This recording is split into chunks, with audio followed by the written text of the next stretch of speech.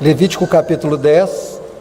E os filhos de Arão, o sacerdote, Nadab e Abiú, tomaram cada um o seu incensário, e puseram neles fogo, e puseram incenso sobre ele, e trouxeram um fogo estranho perante a face do Senhor, o que lhes não ordenara.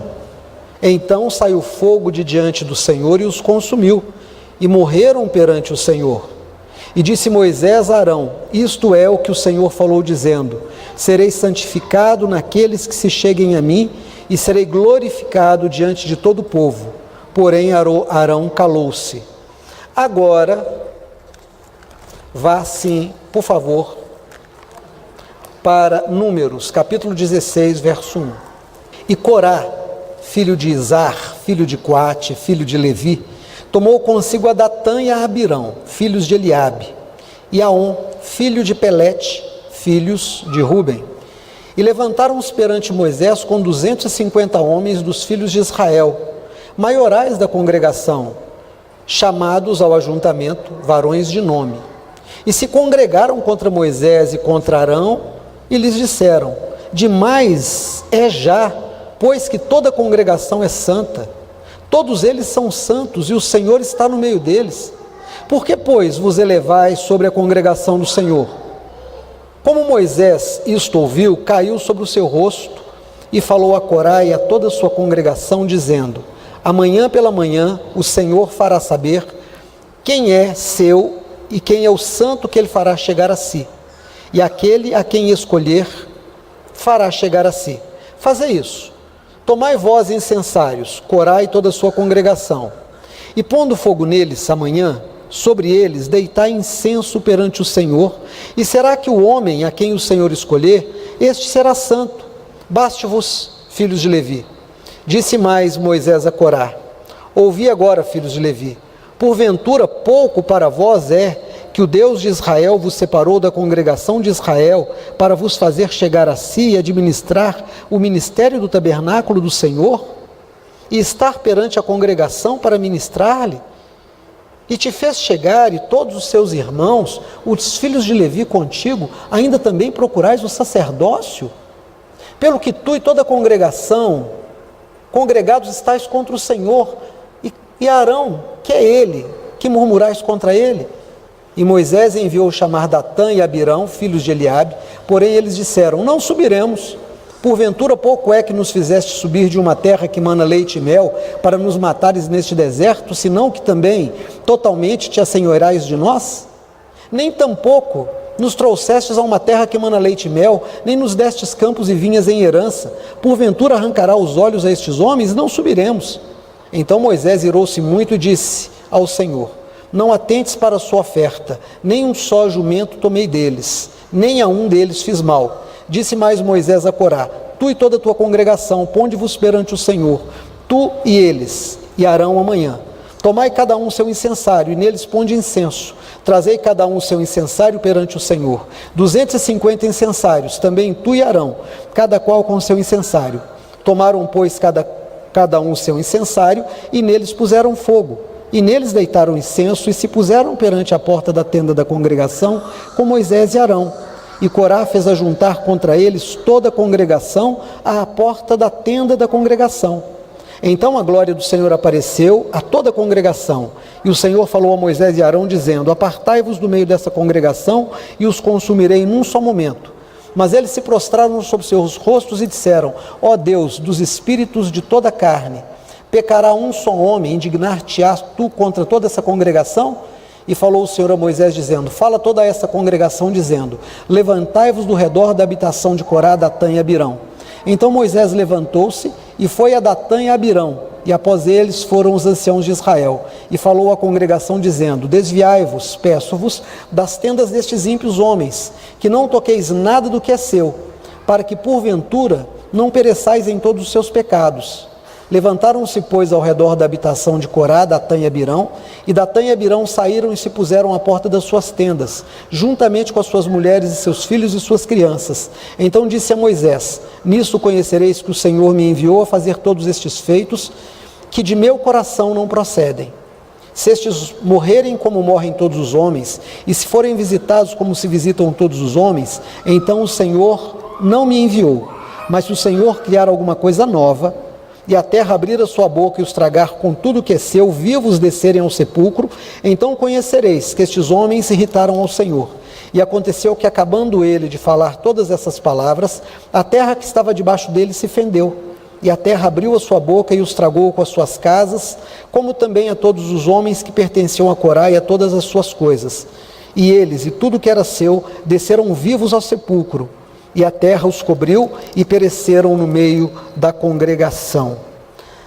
Agora vá, por favor, para o capítulo 31 de Deuteronômio, um pouquinho para frente, verso 1. Depois foi Moisés e falou estas palavras a todo Israel e disse-lhes: da idade de 120 anos sou eu hoje, já não poderei mais sair e entrar. Além disso, o Senhor me disse: não passarás o Jordão. O Senhor teu Deus passará diante de ti. Ele destruirá essas nações diante de ti, para que as possuais. Josué passará diante de ti, como o Senhor tem dito. E o Senhor lhe fará como fez a Seom, a Og, rei dos amorreus, e a sua terra, aos quais destruiu. Quando, pois, o Senhor vos der diante de vós, então com eles fareis conforme todo o mandamento que vos tenho ordenado. Esforçai-vos e animai-vos, não temais nem vos espanteis diante deles, porque o Senhor vosso Deus é o que vai convosco, e não vos deixará nem vos desamparará. E chamou Moisés a Josué e lhe disse, aos olhos de todo Israel: esforça-te e anima-te, porque com este povo entrarás na terra que o Senhor jurou a teus pais para lhes dar, e tu os farás herdá-la. O Senhor, pois, é aquele que vai adiante de ti, ele será contigo, e não te deixará, nem te desamparará. Não temas, nem te espantes. Amém. Irmãos, tem um texto bíblico que eu não li, mas que vive no meu coração, e eu já citei esse texto algumas vezes.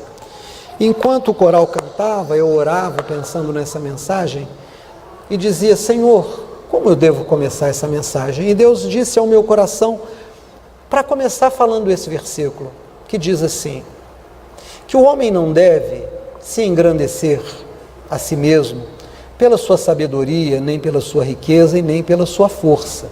Mas aquele que se gloriar, aquele que se engrandecer, que se glorie nisto, em saber que o Senhor é Deus e que Ele faz misericórdias e justiça na terra, porque disso Ele se agrada. É interessante porque este versículo fala: não se glorie o forte na sua força, não se glorie o rico na sua riqueza, e não se glorie de forma alguma o sábio na sua sabedoria.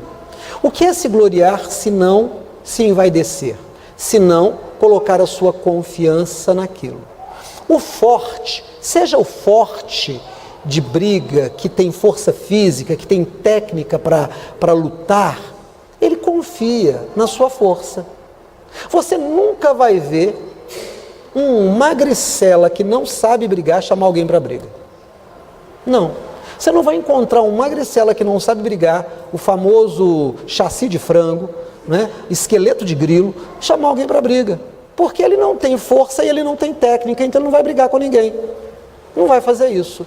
Dr. Drauzio Varela, num dos seus livros, salvo engano, Carandiru, ele diz que quando começa a clinicar no presídio, e o presídio era muito grande, era praticamente uma cidade de presos, o diretor do presídio diz: eles não estão aqui presos, eles estão aqui porque eles concordam em estar aqui. Eles controlam isso tudo. E o Dr. Drauzio diz que ele imaginou que quem controlava aquela cidade de condenados eram homens muito fortes, eram homens violentos, e ele ficou pasmo quando ele descobriu que o cérebro eram homens magrinhos, fracos, raramente sem óculos, e os que tinham óculos eram óculos bem de graus bem elevados, mas que tinham uma sabedoria, uma capacidade de engendrar ideias nos outros, de criar planos, de comandar. Então o forte, o que sabe brigar, confia na sua força. O sábio confia na sua sabedoria, na sua estratégia. Mas há uma outra força que torna qualquer um bonito, né? Com 100 milhões de reais, qualquer um é bonito. Vocês concordam comigo? pode ser o cara mais feio do mundo, ele vai desfilar com as mulheres mais bonitas que existem. É um banho de beleza, dinheiro é um banho de beleza. Então, as pessoas querem muito ter dinheiro, e aquele que tem muito dinheiro, ele se impõe pelo dinheiro que tem. Mas não são apenas essas as características que seduzem as pessoas. Existem outras. A vaidade.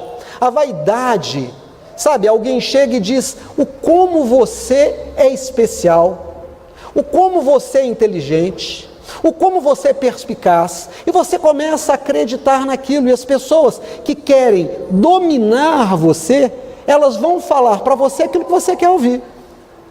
Não tem nada pior do que a verdade, irmãos.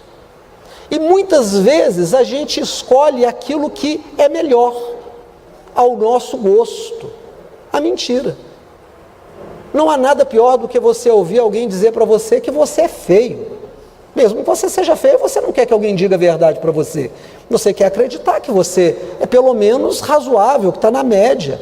Te magoa. Então as pessoas, quando descobrem que podem te controlar, te contando o que você quer ouvir, elas vão te contar e vão te falar o que você quer ouvir. E através do que você quer ouvir, você vai se deixar controlar. Por isso é que Jesus disse, embora seja doloroso, ele não disse isso, eu estou colocando, conhecereis a verdade e a verdade vos libertará. É a verdade que sempre nos liberta, por pior que ela seja. Você sente uma dorzinha, você tem um mal-estar e vai ao médico. O médico constata que é um câncer. Irmãos, é horrível, eu imagino, nunca tive esse diagnóstico, mas eu imagino que seja você receber o diagnóstico que está canceroso, ou que contraiu um HIV, e o seu chão some, o seu mundo fica pequeno. Mas é essa verdade que dá a você a oportunidade de iniciar um processo de tratamento e quem sabe se curar, de buscar a Deus de uma forma mais intensa, mais verdadeira, mais esperançosa e alcançar o seu milagre. Então não é agradável, não é gostoso, não é bom, mas paradoxalmente é bom, porque me permite mudar. Então preste atenção, quem quer controlar você, vai usar aquilo que você quer ouvir para te enredar. Nós temos dois homens, Nadab e Abiú, que pegam os seus incensários, são filhos de sacerdote, e eles vão chegar diante da congregação com os seus incensários, vão colocar fogo e vão oferecer um incenso ao Senhor. Um incenso é uma substância que você coloca fogo nela, você deve conhecer, e solta uma fumaça quase sempre aromatizada. Quase sempre o incenso tem um cheiro. O que é que o incenso significa? O incenso significa que a nossa oração está sendo elevada ao céu. O nosso pedido está sendo levado ao céu. Aquela fumaça sobe e alcança o céu. Numa das visões de Apocalipse, o profeta João, ele percebe que há fumaça na presença de Deus. Isaías, quando vê o trono de Deus, há fumaça ali. Em algum momento alguém pergunta ao Senhor o que é aquilo, e ele diz, são as orações dos santos. Então, o incenso representa uma oferta de palavra, uma oferta de adoração, uma oração que está sendo elevada ao Senhor. E esses dois, eles desconsideram a ordem que o Senhor havia instituído, eles desconsideram o ordenamento do Senhor, e eles resolvem que eles são muito bons. Por que que Moisés e Arão, por que que só eles podem oferecer? É muito fácil. Arrumar um incensário não é difícil, arrumar um incenso não é difícil, pôr fogo não é difícil, chegar diante de um altar de pedra e dizer, ó Deus Elohim, recebe o nosso incenso, botar fogo e a fumaça subir, isso é muito fácil. Irmãos, eu vinha ontem ouvindo uma música, de manhã eu fui pedalar, na volta eu estava ouvindo uma música, e quando eu cheguei eu chamei o Mateus e disse, Mateus, é interessante, eu vim ouvindo a Maura Marta cantar uma música, em que ela diz, homens contemplem o mistério de um universo paralelo. Eu falei, Mateus, há quantos anos Maura gravou essa música? uma verdade, existe um universo paralelo e as pessoas não estão conscientes disso. Quando eu falo sobre isso, parece uma novidade, parece até uma aberração teológica. Isso está na Bíblia e o Mateus me disse: pai, isso é música do João Alexandre. A Maura gravou uma música do João. Eu falei: essa é uma verdade. Então, tudo que se faz na igreja, tudo que se faz em nome de Deus, tem uma participação deste mundo paralelo, que é o mundo espiritual. É o mundo onde agem espíritos que nós chamamos de espíritos malignos ou chamamos de anjos de Deus. Há uma guerra ao nosso redor e nós somos como pessoas que têm um braço de um lado e às vezes um braço do outro. E um puxa de um lado, outro puxa de outro. E nós nos libertamos de um dos lados. Se nós nos libertamos do lado dos espíritos malignos, nos aproximamos de Deus, somos cheios do Espírito Santo, recebemos a mente de Cristo, começamos a entender a soberania de Deus, começamos a entender os mandamentos do Senhor, começamos a ter gosto, começamos a nos submeter, nos tornamos pessoas espirituais. Mas se nós nos deixarmos arrancar das mãos dos anjos e nos inclinarmos ao lado destes seres caídos que são os espíritos malignos, o Espírito de Deus se afasta de nós e nós somos tomados pelos espíritos de trevas.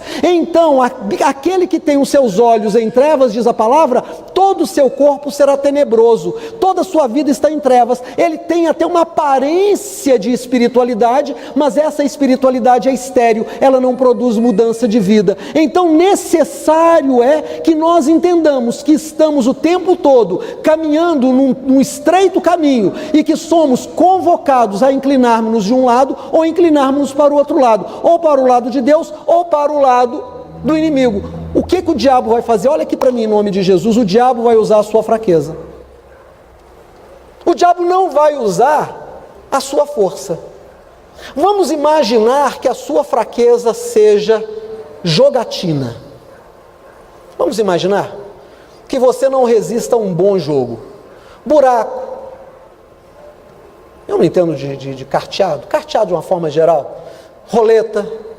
Quem é viciado, irmãos, aposta tudo até em par ou ímpar. Par, ímpar, 3, ganhei, não sei. Até nisso ele joga. Porque ele é viciado, a fraqueza dele é vício. O vício dele é o jogo. A fraqueza dele é o jogo.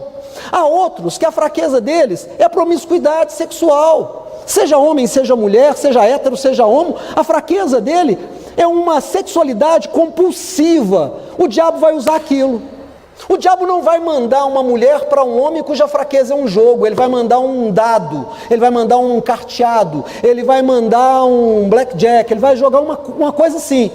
Mas se a fraqueza daquela pessoa é a vaidade, ele vai mandar alguém dizer, como disse a Nadab e Abiú. Alguém chegou para eles e disse assim: nós estamos cansados de Moisés, nós estamos cansados de Arão. Vocês repararam que Moisés e Arão já não dão muito bola para o povo? Nós estamos precisando de sangue novo, nós estamos precisando de sacerdotes jovens. Vão lá, nós estaremos com vocês. E os dois têm a fraqueza da vaidade. Eles não eram fracos para mulheres como os filhos de Eli. Eles não eram fracos para o jogo. Eles não eram brigões, não chamavam ninguém para briga. Não, a fraqueza deles era a vaidade deles, era a religiosidade deles. E essa fraqueza, ao ouvir o elogio, eles soltaram as mãos de Deus e se deixaram inclinar para o lado das trevas. E começaram a ouvir do povo aquilo que eles queriam ouvir. Nos representem diante de Deus, apresentem incenso. As pessoas começaram a ser usadas por estes espíritos e dizer: é difícil chegar no Moisés, é difícil falar com Arão. Ah não, olha lá, Nadab e Abiú, eles têm uma linguagem então mais próxima da gente, fala com eles. Irmãos, mas quem foi que Deus chamou para ser o grande libertador de Israel? Quem foi? Moisés. A quem Deus colocou como sacerdote? Arão. Eles inverteram a ordem, não se submeteram. E é interessante, porque nós hoje lemos um texto. Nós lemos um texto hoje em Romanos, capítulo 10, na escola dominical. Foi tremenda a escola, não foi, Beth? Porque a palavra foi forte.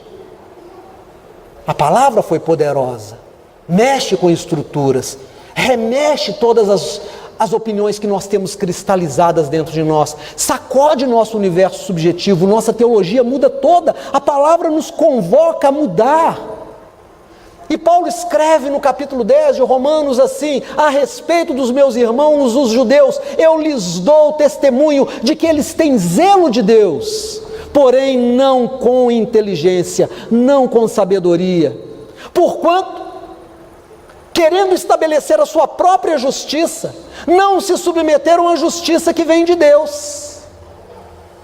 O que esses dois meninos, Nadab e Abiú, fizeram? Não se submeteram ao ordenamento de Deus, mas quiseram estabelecer um novo sacerdócio. E eles pegam o seu incensário, porque é muito fácil ter incensário, pegaram o incenso, é muito fácil ter incenso, pegaram o fogo, é muito fácil pôr fogo, foram à presença do altar, é muito fácil chegar à presença do altar, e começaram a entoar os cânticos de oração ao Senhor. A Bíblia diz para nós que o fogo sai do altar e os queima. E o Senhor chama e diz assim: avisa para o povo que eu serei glorificado, a minha palavra será preservada, ninguém aparecerá diante de mim se eu não o convocar. Irmãos, essa honra ninguém toma para si, ninguém sobe ao altar se não convocado por Deus. Você pode se achar muito bom empresário e monte a sua empresa, você pode se achar muito talentoso para o militarismo, se inscreve em qualquer uma dessas polícias que existem, porque elas são todas muito boas. Você pode se achar uma pessoa com um tino político fantástico, se torne um político, eu vou votar em você se você for de Deus mesmo.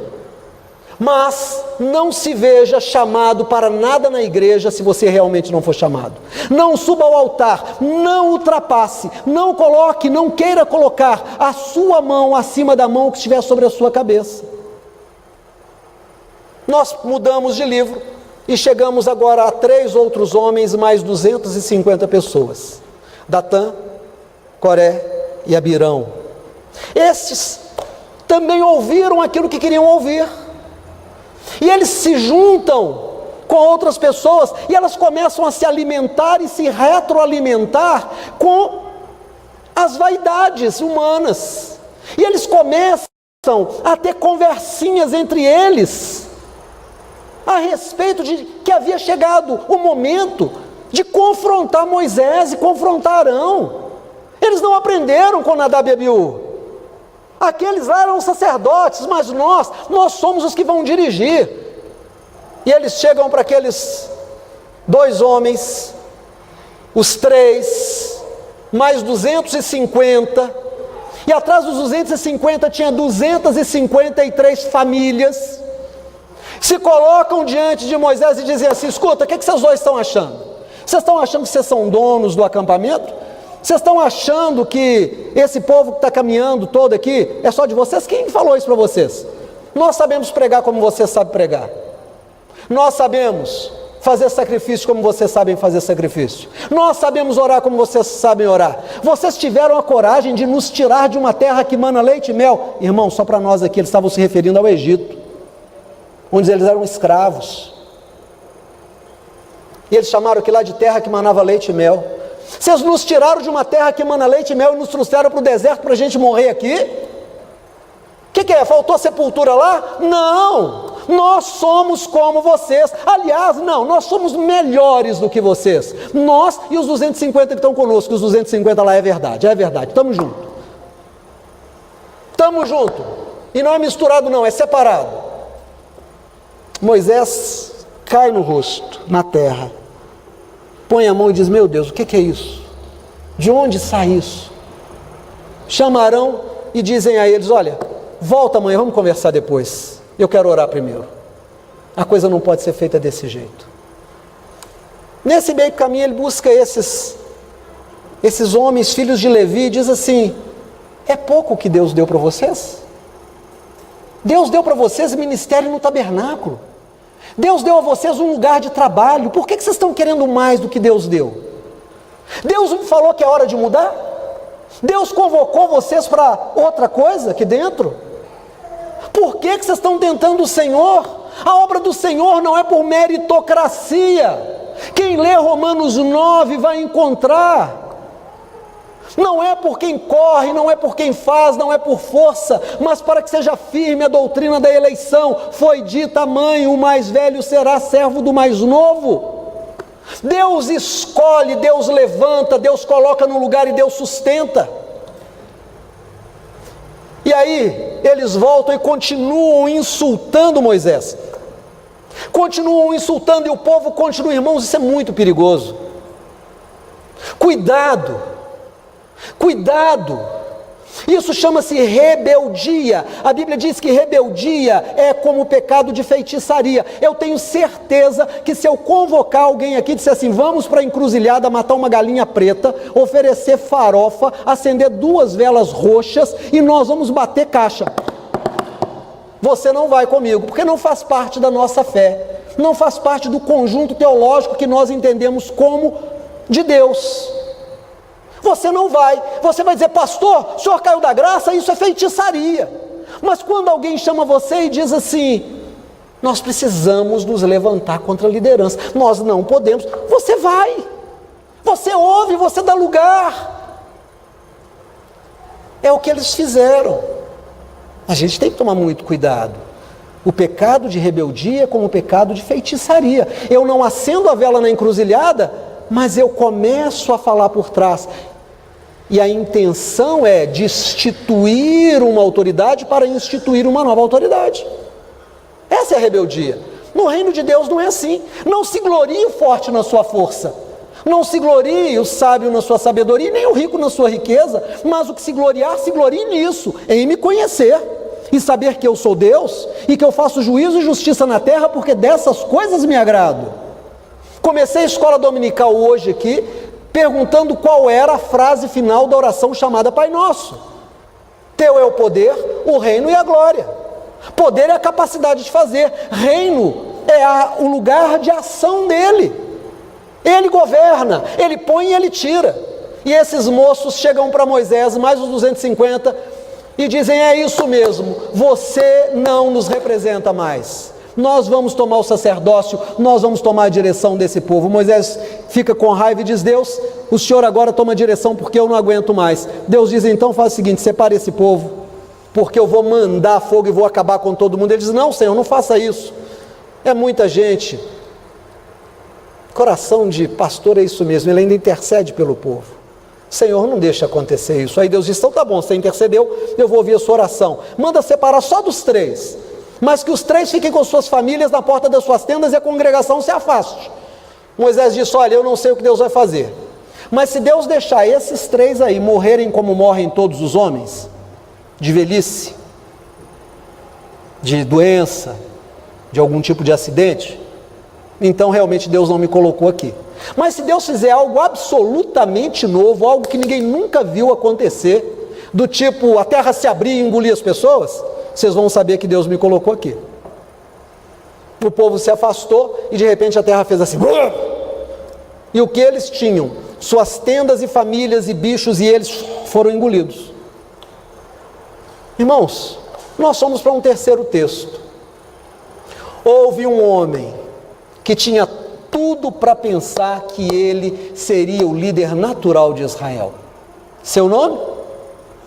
Josué. Josué foi servo de Moisés, braço direito.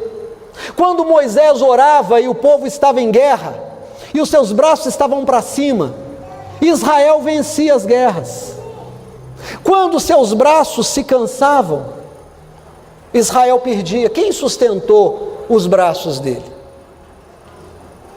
Irmãos, ele estava lá em todo o tempo. Não há um texto na Bíblia, não existe um texto, e eu como essa Bíblia, se tiver, em que Josué chega e diz assim, Moisés, está meio demais, né? Nossa, realmente você não está administrando do jeito que a gente acha que deve. Não existe. Olha, o povo está reclamando comigo, ele nunca fez isso. Eu duvido, eu duvido mesmo que Josué não tenha sido procurado, como foram procurados Nadab e Abiú, Datã, Corá e Abirão. Eu tenho certeza que ele foi procurado, chegaram para ele com a mesma palavra, mas ele não deixou a vaidade ser a sua fraqueza. Ele não deixou a vaidade quando disseram assim, vamos tirar Moisés e deixar você, Josué. Ele disse, longe de mim um negócio desse. O Senhor me colocou para ser servo dele, para ajudá-lo. Sabe o que eu vou fazer? Eu vou ser servo dele e vou ajudá-lo. E já é serviço demais. Mas que isso, você é muito mais jovem, você é muito mais capaz, você sabe lutar, olha lá, o cara está velho, o cara é encrenquinha, o cara é isso, o cara é aquilo. Ele disse, mas ele é o cara. Ele é o cara que Deus levantou, ele é aquele que o Senhor deu autoridade, e se a mão dele não tivesse sobre a minha cabeça, nem aqui eu estaria. Interessante isso, irmãos, muito interessante. E aí, passa o tempo, Moisés tem 120 anos, olha, eu vou te falar uma coisa, no final de Deuteronômio, salvo engano meu, diz, que com 120 anos os olhos de Moisés permaneciam os mesmos. Eu, desde os 37, 38, preciso usar óculos. 37, 38, comecei a ler um pouquinho mais distante. E à medida que fui ficando mais velho, o meu braço foi ficando mais comprido. Aí chegou uma hora que não dava mais. Óculos. Aí a Bíblia voltou aqui para perto. 58 anos. Sou analfabeto sem óculos. Não consigo ler. Não mando uma mensagem no Zap. Não consigo. Olha o tamanho desse relógio. Isso não é porque eu sou exibido, não, é porque se for menor eu não vejo. E é muito chato ter que colocar óculos para olhar a hora, é muito chato. Moisés tinha 120 anos e os seus olhos permaneciam os mesmos. Mas em algum momento o Senhor o chama e diz assim, Moisés, sabe que chegou o seu tempo. Você vai subir o monte, mas não vai descer de lá. Então antes de subir, você tem que colocar alguém para tomar o seu lugar. Você vai pôr a mão na cabeça dele e vai abençoá-lo. E quando você fizer isso, a minha unção que está em você vai ser levada para ele. E como eu fui com você, eu serei com ele. Ninguém resistirá diante dele, porque não será ele que vai lutar, eu lutarei por ele como lutei por você. Irmãos, como é bom andar na presença do Senhor, como é bom esperar o tempo do Senhor. Cadê a Rosane? Levanta a manga. Veio lá do terreno da igreja, da beira do rio, Abaeté. O Orlando esteve lá e trouxe algumas mangas de lá. Trouxe essa manga cheirosa, gostosa. Mas eu estive lá 15 dias atrás. Eu estive lá 15 dias atrás, estive debaixo do pé de manga, está coberto de manga. De cima embaixo, essa manga é pesada, é grande, são cachos de manga. Pastor, manga não dá em cacho, é banana que dá em cacho. Vai lá para você ver, vai lá para você ver, se não dá em cacho. É aquele monte, mas eu não pude pegar nenhuma manga. Sabe por quê? Porque não estava madura, não era hora de ser colhida. O Orlando chega para mim hoje e diz, pastor, o senhor vai para lá? Eu falei, vou, em nome de Jesus, estou louco para ir para lá. Ele falou assim, então vai rápido, porque dura no máximo mais um mês, ainda tem algumas mangas lá, essa mesma ainda falei para a Rosane assim, aguenta uns 2 dias, põe num jornal para ela terminar de amadurecer. Irmãos, a fruta gostosa é a fruta na hora, é a fruta que está madura. Se você chupar a manga antes, ela não tem doce, tem que pôr sal para comer. O ministério de Deus é assim, Deus te coloca num lugar, você pode ser talentoso, Dudu, você pode ser talentosa, Fabiana, você pode ter todos os dons, Beth, você pode ser grande pregadora, Selma, mas se não for a hora de Deus, guarde a sua pregação, guarde os seus dons e guarde os seus talentos. Você só deve colocá-los a serviço do Senhor quando o Senhor te levantar, porque a obra de Deus quem faz é Deus, não é o talento do homem, é a unção de Deus. Deus capacita o chamado e Deus não chama, nem sempre chama o capacitado. Nadab e Abiú eram capacitados? Eram. Datã, Coré e Abirão eram capacitados? Eram. Era a hora deles? Não, não era. E teve um homem que nem se achava capacitado. Ficou no lugar dele, ele dizia para si mesmo e dizia para os outros quando procurado, eu sou servo de Moisés, eu vou ficar aqui. Ninguém o chamou de 02. Ninguém o chamou de segundo homem. Ele nem aparece, ele não é nem figura importante até o livro de Deuteronômio, não é. Até o final do Deuteronômio ele não é figura muito importante, como Davi não era, mas o Senhor contemplou Davi, contemplou Josué, aí o Senhor chama Moisés e diz, acabou teu ministério, 120 anos, meus olhos estão bons, a força está em mim, não estou cansado, acabou teu ministério, você vai subir o monte, mas não vai descer de lá, e Josué vai continuar daqui. Ele chama Josué e diz assim, Josué, o Senhor me deu uma palavra, fala Moisés, eu vou subir, não vou descer. Que é isso, Moisés? O Senhor me disse que eu não vou descer, mas eu não estou preocupado. Partirei e estarei com o Senhor. Mas quem vai? Imagina o Josué perguntando, né? Mas quem vai dirigir esse povo? Você? Eu? o Senhor será contigo. Por onde quer que fores, e como Ele foi comigo, Ele será contigo. Como saberei eu isso? Porque eu colocarei a minha mão sobre a sua cabeça. Irmão, que coisa tremenda. Ele ajoelhou. Aquele homem pôs a mão e disse: Deus, eu transfiro todo o meu ministério para ele. E ele subiu. Moisés subiu com a alma lavada. O rebanho estava bem guardado por um homem que Deus havia escolhido. Como é bom chupar a manga madura apanhada no pé. Como é bom chupar a laranja no tempo certo. Como é gostoso esperar o tempo de Deus, a voz de Deus. E ele sobe, e Deus é com esse homem. Não se engane. O diabo vai tentar usar a sua fraqueza. Se a sua fraqueza for fofoca, ele vai tentar usar a fofoca. Se a sua fraqueza for o jogo, alguém vai te chamar para o jogo. Se a sua fraqueza for promiscuidade sexual, tenha certeza que pessoas vão se oferecer para você. Se a sua fraqueza for a bebida, você vai ganhar mais bebida no final do ano do que qualquer outra pessoa na sua empresa. Onde você for fraco, vigie. Onde você for fraco, levante um muro. E se você tem ministério, não queira mais do que o Senhor te der. E não tenha nada antes da hora. Espera Deus te colocar onde Ele quiser te colocar. Davi esperou e foi rei de Israel. Josué esperou e foi o grande comandante de Israel, depois de Moisés. Todos que esperaram no tempo de Deus foram usados pelo Senhor. Deus tem um plano na tua vida e quer te usar poderosamente. Deixa Deus te guiar em nome de Jesus. Fique de pé.